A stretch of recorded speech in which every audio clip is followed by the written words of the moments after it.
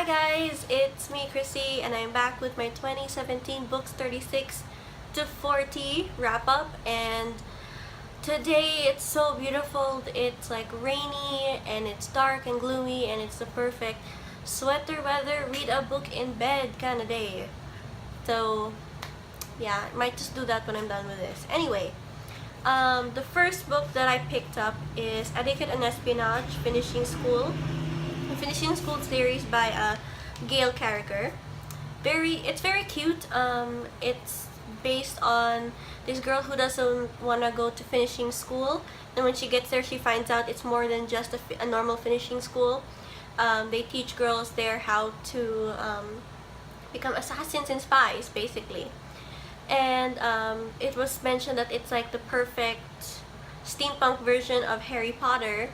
And I would say the only similarities between that is it's a boarding school. There's a supernatural element like vampires and werewolves. Like Professor Lupin is Harry's werewolf teacher, but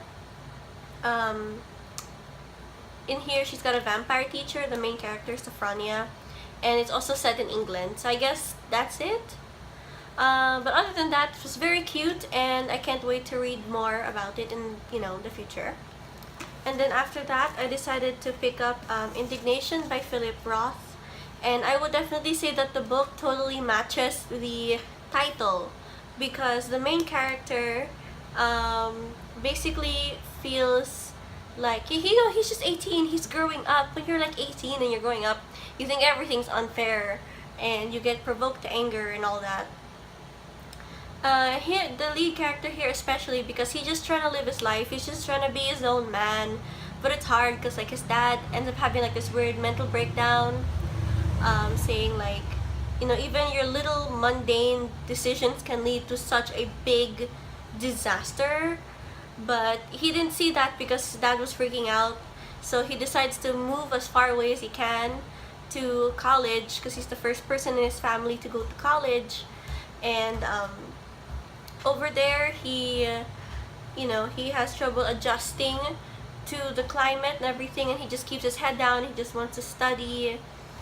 And there are also some historical facts that Philip Roth used when writing this book, and I think that's really cool. Other than that, I just really admire how he can make such a good story in less than 300 pages. So I finished this in about, give or take, 1 or 2 days. So yeah. And then I picked up Alexa Chung It. This is kind of like a memoir slash nonfiction inspiration book. She has a lot of pictures in here from childhood, her fashion inspirations like Spice Girls, movies and stuff like that, and then as well as who she has developed into in terms of style. So that's really cool. You can fly through this pretty quickly actually.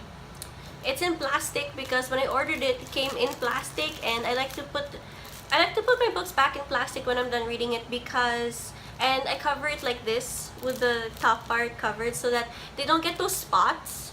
I don't know if that happens in other places, but I know that this happens to my books eventually, and I want to keep them as new looking as possible.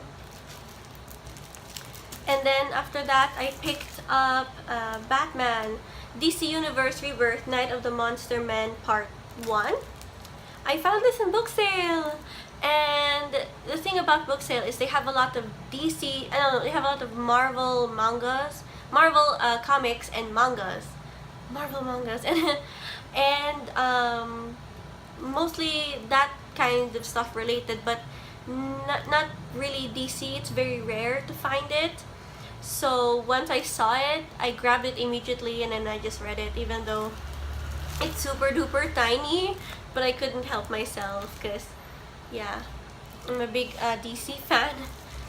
Anyway, this is just about some monster men run amok in Gotham, and Batman will try to stop them.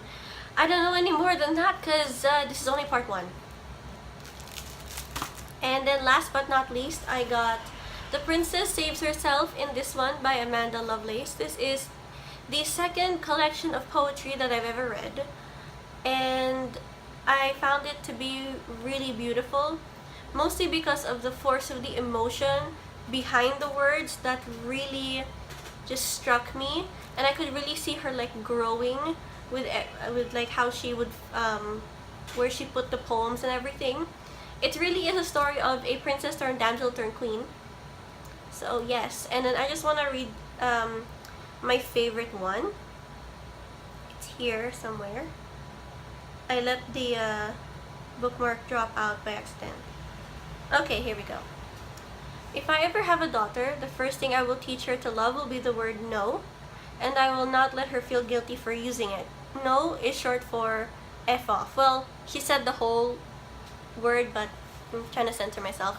So, for me, that really, I could really relate to that because, before I learned the power of the word no, I would always feel compelled to say yes, because if you don't say yes, you're rude. If you don't say yes, you're a killjoy. If you don't say yes, oh, what's wrong with you? You know, I'm not sure if that's the same kind of assumptions in other cultures, but I know that here where I'm from, it's kind of like that. But so I would feel pressured to say no until I realized that saying no actually helps you. It's such an underestimated word that, you know, not many people realize it's actually very powerful, because it can, you know, fear of missing out doesn't mean that you should say yes to everything or you should go out whenever, but, you know, just learning my limits and where I could be like, you know, no, I'm not gonna, that's not gonna make me happy, or like, no, I don't want to do this right now. It's a big deal. So even if other people still don't underestimate, I mean, still don't understand it when I say no, I know for me, even just saying that is a big deal. And I mean, I know that you can say it nicely, and I'm trying to, you know, work on that, but just even getting the word out sometimes is a big deal for me. So, that's it. I really liked The Princess Saves Herself in this one.